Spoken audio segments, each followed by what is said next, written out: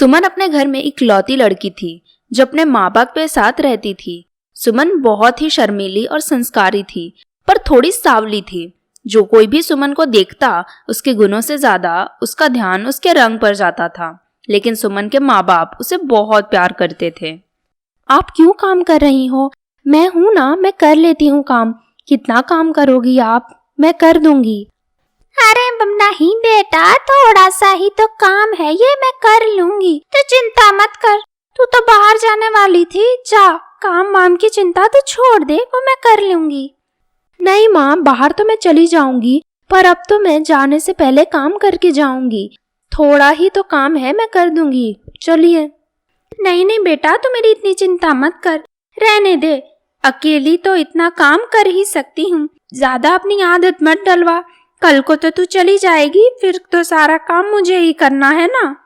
मैं कहीं नहीं जा रही हूँ, बस थोड़ा बाहर ही तो चली जाती हूँ। बाकी तो मैं दिन भर आपके साथ ही तो रहती हूँ। चिंता मत करो, मैं सारा काम कर दूंगी। अरे तेरी शादी हो जाएगी तब तो तू चली जाएगी, यहाँ जिंदगी भर थोड़ी ना रहने वाली है तू।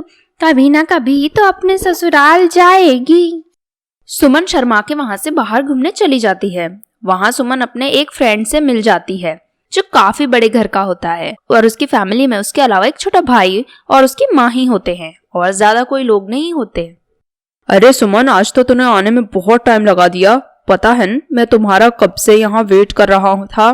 कहाँ बिजी थी तुम जो इतना टाइम लगा लिया तुमने? अरे मैं तो बस थोड़ा माँ के लिए घर के काम में बिजी हो गई थी, पर उन्होंने करने से ही ना बोल दिया। बोल रही थी कि ससुराल चली जाओगी तो मेरा क्या होगा। अब उनसे भी मैं क्या बोलती, फिर यहाँ आ गई। तो सही तो बोल रही थी माँ जी, इसमें गलत क्या है? भला उन्होंने सही तो कहा, अब तुम्हें ससुराल जाने का टाइम हो गया है। माँ जी, अरे तुम मेरी माँ को आंटी बोलते थे, तो आज माँ जी कैसे बोल रहे हो? जबान फिसल गई क्या तुम्हारी, या कुछ और बात है? अरे मैं तो उन्हें माँ जी ही बुलाऊंगा ना अब से, और तुम्हें पता ही है ना क्यों मैं उन्हें माँ जी बुला रहा हूँ सुमन। नहीं, मुझे तो नहीं पता। तुम अचानक से मेरी माँ को आंटी से माँ जी क्यों बोल रहे हो? मुझे कैसे पता होगा?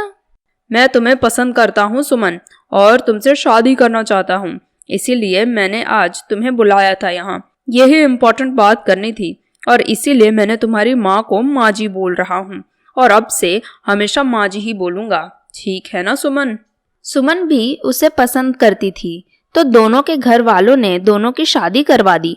पर सुमन की सास उसे ज्यादा पसंद नहीं करती थी, जिसके कारण था सुमन का सांवला रंग। उससे सुमन फूटी आंख नहीं सुहाती थी। सुमन के साथ वो कहीं भी जाना पसंद नहीं करती थी, उसे उसकी बेइज्जती हो जाएगी ऐसा लगता था। यहीं दूसरी ओर सुमन की एक देवरानी भी आ गई जो काफी गोरी थी, और सुमन की सास हमेशा उसे सुमन से कंपेयर करती रहती थी। बेचारी सुमन क्या करती, बस मुंह बंद करके अपने काम से काम रखती थी। लेकिन सुमन की देवरानी प्रिया स्वभाव की अच्छी थी, वो सुमन से हमेशा अच्छे से बात करती। एक दिन, अरे दीदी, मम्मी जी की बात ज्यादा मत सुना करो, उनकी तो आदत हो गई है बोलने की, पर उनके मन में थोड़ा कुछ भी होगा, इसलिए आप चिंता करने की बिल्कुल जरूरत नहीं है। आप चिंता मत करो, उनका भी मन बदल जाएगा, वो भी आपसे अच्छे से बात करेंगी। हाँ रिया, मैं जानती हूँ, अभी मैं तो काली हूँ तो हूँ, पर कोई गलत बात थोड़ी ना है। उनको मेरे साथ शर्म आएगी, इसमें बुरा मानने वाली कोई बात नहीं है, और मैं भी जानती हूँ उनके मन में ऐसा कुछ नहीं है। हाँ दीदी, वो ही तो मैं बोल रही हूँ, और आपको पता है ना कल मौसी जी आ रही हैं, तो उनके लिए खाना बनाना पड़ेगा। चलो खाने में लगते हैं। हाँ, और तू तो बाहर जाने वाली थी, तो जा, अकेली बना लूंगी मैं सारा खाना, तो बिल्कुल चिंता मत कर, जा घूम कर आ। थैंक यू भाभी, आपकी वजह से मुझे हर बार टाइम मिल जाता है। इस घर में आप नहीं होती तो पता नहीं मेरा क्या होता, मैं तो अकेली पड़ जाती आपके बिना। ऐसा बोल के रिया वहां से चली जाती है। अब सुमन पूरा काम अकेले कर लेती है। ऐसे ही दिन बीत जाते हैं। अगले दिन मौसी आने वाली होती हैं, तो दोनों रेडी हो जाती हैं, और उसकी सास भी वहीं होती है। तभी मौसी सुमन और प्रिया को देख के सास से बोलती है, अरे मीना, ये क्या तेरे घर में सब? क्या हुआ दीदी, क्या हो गया? सब ठीक तो है ना? खाने में कुछ कमी है? पर सुमन और प्रिया कभी भी ऐसा खाने में कमी नहीं करती हैं।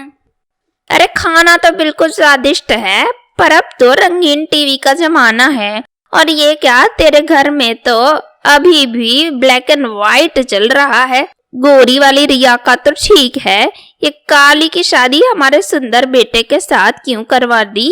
तेरी मती पे भी पत्थर पड़ गए थे जो अपने घर में तूने ब्लैक एंड व्हाइट टीवी लगवा ली। मौसी की ये सब बातें सुन के सास को बहुत बुरा लगता है और उसी बुरा लगने की वजह से वो सुमन को बोलती है और कहती है, अरे ओ काली कलुटी बहू, जरा यहाँ तो आना दीदी के सामने। तो यहीं थी, अब थोड़ा मेरे सामने भी आ जाओ। जी माँ जी, कुछ काम था। और आप मुझे ऐसे क्यों बुला रही हो काली काली करके? हा, ऐसे क्यों बुला रही हूँ? काली को काली नहीं बुलाऊंगी तो क्या बुलाऊंगी? तू ही बता दे मुझे। और सुन रही काली, अब से तू बस किचन में या अपने कमरे में ही रहेगी। घर से बाहर जाने का या घर में कोई आए तो उसके सामने मुंह दिखाने का सोचना भी मत तू। जी माँ जी, जैसा आप बोलोगी मैं वैसा ही करूँगी।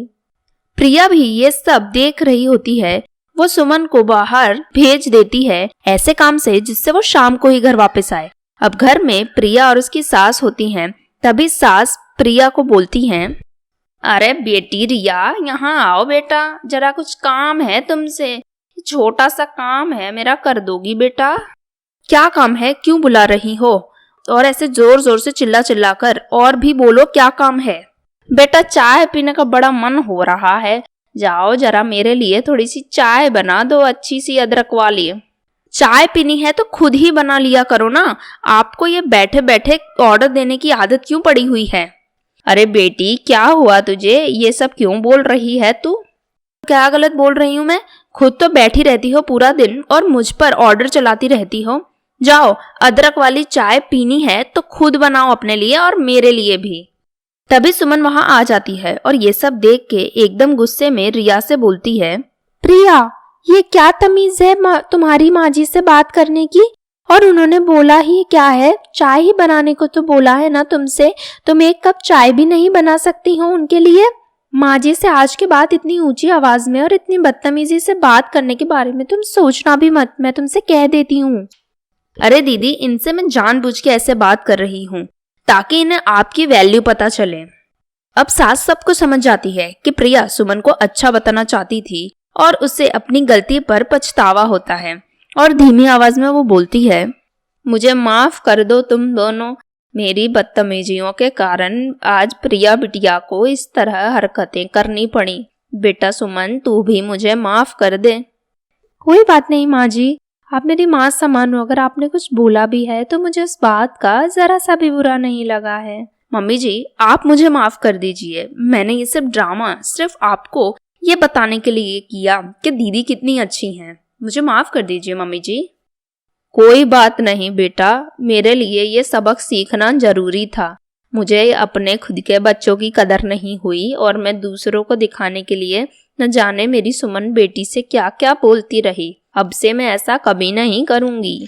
फिर सास सुमन को उसके रंग के कारण कभी भी नीचा नहीं दिखाती थी और उसे पूरी तरह से अपना लेती है। फिर उसके बाद सभी लोग खुशी खुशी रहने लगते हैं।